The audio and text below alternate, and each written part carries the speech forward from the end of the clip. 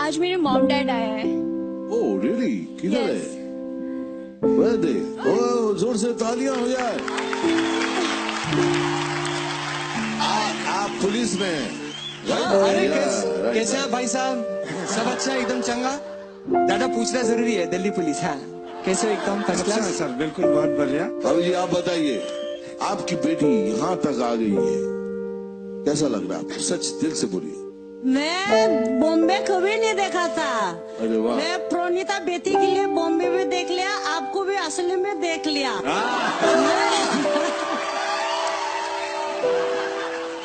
पहले पिक्चर में देखती थी, फोटो में देखती थी, अब असली में आपको देख लिया और इतना खुशी है, इतना खुशी है, पता नहीं भगवान से भी आगे जाके क्या बताएगा, कुछ समझ में नहीं आ रहा।